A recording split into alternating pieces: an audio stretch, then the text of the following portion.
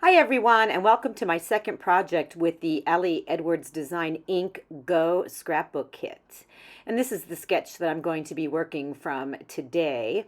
If you're interested in seeing my first spread, you can go ahead on over to the Ellie Edwards blog and you can check that out. This particular spread is going to be about my son and a few trips that he took. I'm considering using this as an intro to a travel album. So love this graphic Go paper. And there's a piece of white cardstock because I'm going to make a pocket. And then I'm going to use that city grid paper. This is what's going to go inside of the pocket. I typed it up on a piece of white cardstock. And then I am going to go ahead and use these awesome chipboard circle rings. Love the colors, love the circles, love everything about them. Can't wait to put them on my spread. And they will be used as frames for my circle photos. And these photos are about 2¼ inches big. And I also made some, titles of the different places that my son went on these different adventures. So never scrapped these, and his adventures were between 2016 and 18. So I guess it's about time.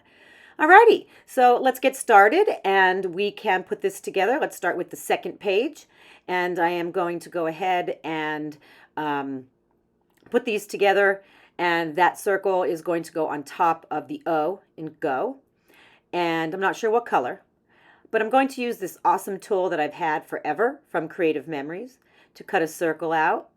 And then I am going to use the travel circles from last year to stamp with StazOn ink onto a transparency that is going to go inside of that hole that I just cut out. So it'll be like that. And I don't need to be perfect because it's going on the back side. I will use some score tape and just put it in position around the edges of that circle, and then very gently place it on top of the transparency. Just have to be careful there so it's nice and in the middle. I had to cut a little piece off of the transparency there. And this is how it's going to look with that journaling inside. I'm going to punch some holes here. Wanted to punch all three papers together, but couldn't. So you'll see that I use the holes to mark on the other page because I am very obsessive compulsive about that. All right, so let's try to figure out the colors that we're going to use here. Going back and forth, trying to separate the brighter colors from the more muted colors, and which one is going to go on the separate page. Regular adhesive works well, so I'll put that on top. And I'm going to use some score tape to make my pocket. So there it is right there with the journaling page in place. And that'll give me an idea of where I need to put my score tape so that the page actually fits inside of the pocket. We don't want the page not to fit and then have to start over. So measuring, I go ahead and you'll see that I will just kind of put those two together and make the little pocket. Tough to open, so I'm going to cut a little circle out of the side of the page eventually. Found one of the geotags from last year's travel collection. These are a little bit bigger than this year's. I'm going to use one of those in the middle of that awesome stamp, which I love. Trimming this down a little so it doesn't stick out too much, and it fits very nicely. And then you'll see I kind of want to put something on the bottom there. I have a couple phrases I pulled out. Like all of them, just kind of going through which one I want to use. And I decide to go with the black one. And then above that one, I am going to take a smaller geotag from this year's travel collection and place it on top of there. And I think I'm pretty happy with how that turned out. Had to pull apart the pages a little bit here because I am going to punch a little circle to make this easier to put in and pull out. So you'll see I'm kind of measuring there. What size circle do I want? I think I end up with a 1¼ inch circle punch. And I just cut a little notch out of there so that it can be pulled in and out. And then I go through my tab stickers. Which one do I like? Lots of colors. and I end up with black. And I think I wanted to do that because the words on the other page are a darker, well, they're black, and so they kind of stand out. So I'll kind of pull those two pages together. I use a, let's see, this is a 2.5-inch circle punch. And I don't care if there's white around the outside. I usually do print my photos like that, but they're going to be covered by the chipboard rings. So I was just doing that to make sure that there's enough room and I'm not covering up anything inside of the photos or with the words.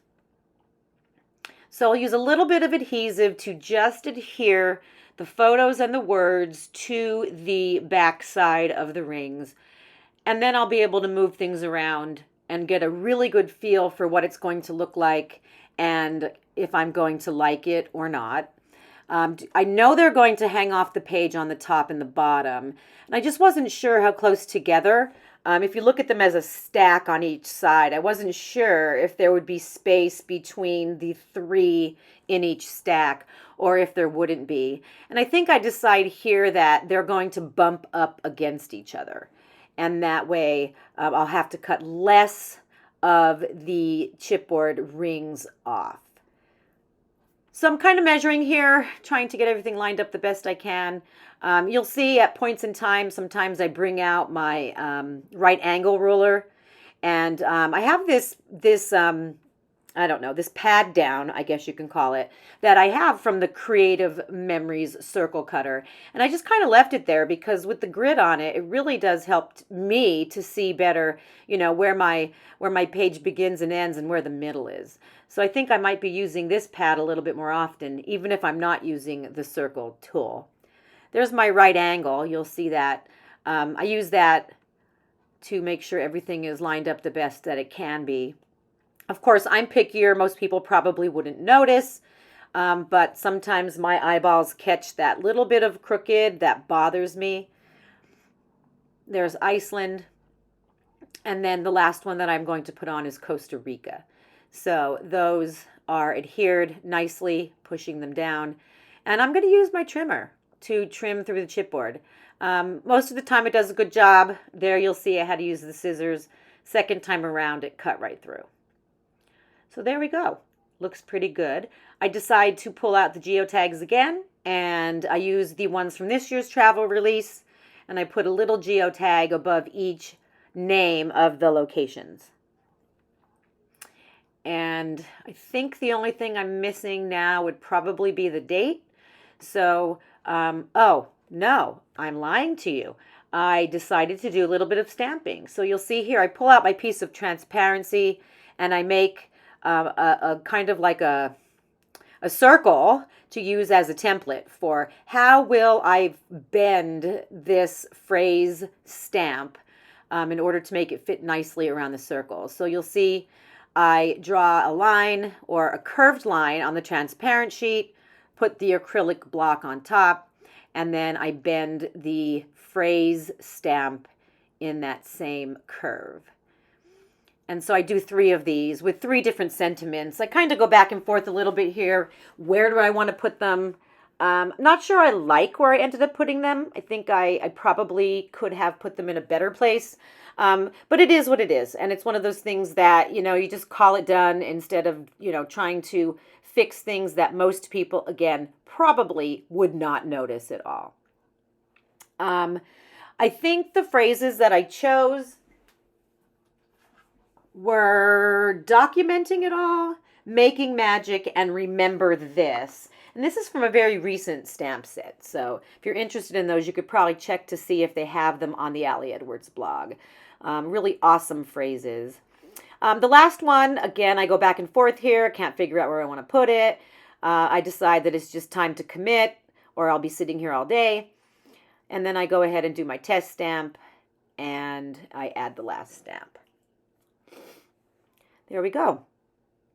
Slide that inside.